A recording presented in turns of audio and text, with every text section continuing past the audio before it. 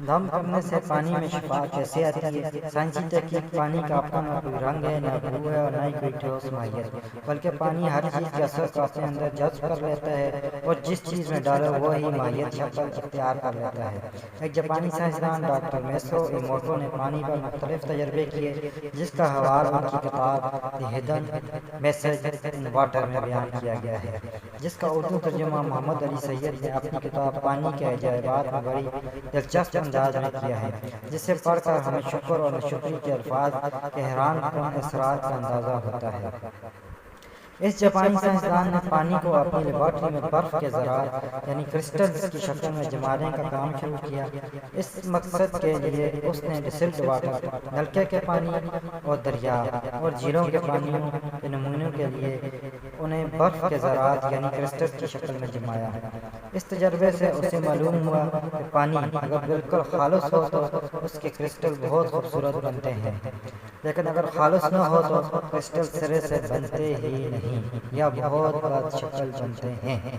اس نے دیکھا کہ ڈسٹلڈ واٹر سے جو انجیکشن میں استعمال ہوتا ہے خوبصورت کرسٹل بنے، صاف پانی والی جھیل کے پانی سے بھی کرسٹل بنے، لیکن نلکے کے پانی سے کرسٹل بالکل ہی نہیں بنے، کیونکہ اس میں کلورین اور دوسرے جراثیم کش اجزاء شامل تھے۔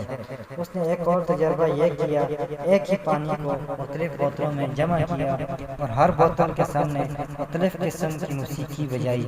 موسیقی کی ہر قسم سے کرسٹل کی ایک نئی شکل بنتی گئی، مطلب پانی ہر موسیقی کا مختلف اثر لیتا گیا۔ اس کے بعد اس نے ایک اور تجربہ کیا جس کے نتائج حیران کر دینے والے تھے۔ اس نے شیشے کی سفید بوتلوں میں مختلف قسم کے پانیوں کے نمونے جمع کیے۔ ڈسٹلڈ واٹر والی بوتل پر اس نے لکھا یو فول اور نلکے کے پانی والی بوتل پر لکھا تھینک یو، یعنی خالص پانی کو حقارت آمیز جملے سے مخاطب کیا اور نلکے کے پانی کو شکر گزاری کے الفاظ سے، اور ان دونوں بوتلوں کو لیبارٹری میں مختلف مقامات پر رکھ دیا۔ لیبارٹری کے تمام ملازمین سے کہا گیا جب اس بوتل کے پانی سے گزرو تو یو فول والی بوتل کے پانی کو دیکھ کر کہو یو فول، اور تھینک یو والی بوتل کے پاس ٹھہر کر سینے پر ہاتھ رکھ کر جھک جاؤ اور بڑی شکر گزاری کے ساتھ اس سے کہو تھینک یو۔ یہ عمل 25 دن جاری رہا۔ 25ویں دن دونوں بوتلوں کے پانیوں کو برف بنانے کے عمل سے گزارا گیا۔ نتائج حیران کن تھے۔ ڈسٹلڈ واٹر سے جو خالص پانی تھا اس سے پہلے اسی پانی سے بہت خوبصورت کرسٹل بنے تھے۔ کرسٹل تو بن گئے لیکن انتہائی بد شکل۔ ڈاکٹر موٹو کے کہنے کے مطابق یہ کرسٹل اس پانی کے کرسٹل سے ملتے جلتے تھے جس پر ایک مرتبہ انہوں نے سٹین یعنی شیطان لکھ رکھا تھا۔ نلکے والے پانی سے پہلے کرسٹل نہیں بنے تھے، اس مرتبہ اس پر تھینک یو لکھا ہوا تھا، اور کئی لوگ 25 دن تک اس پانی کو دیکھ کر تھینک یو کہتے رہے۔ اس پانی سے بہترین اور خوبصورت کرسٹل بن گئے۔ اس کا واضح مطلب یہ تھا کہ پانی باتوں کا اثر لیتا ہے اور ویسی ہی ماہیت اپنا لیتا ہے، اچھی باتوں سے اچھی ماہیت اور بری باتوں سے بری۔ تھینک یو اور یو فول والا تجربہ کھانے کی چیزوں کے ساتھ بھی کیا گیا۔ ایک کیک کے 2 پیس کاٹے گئے اور ایک کو تھینک یو کہا گیا اور دوسرے کو یو فول۔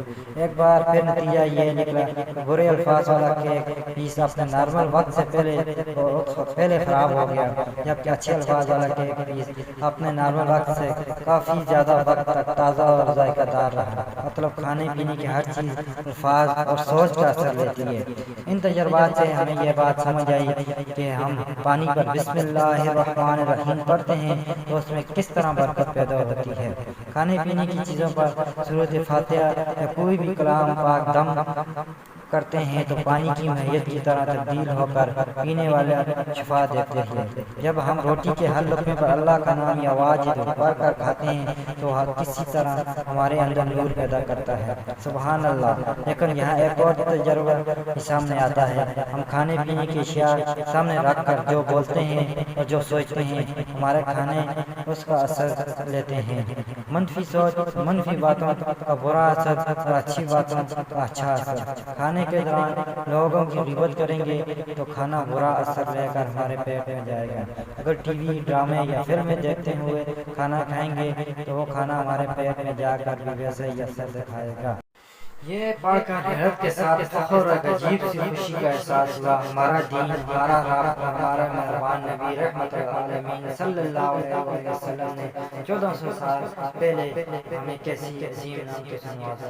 سبحان اللہ، ہمارا دین بہت اچھا.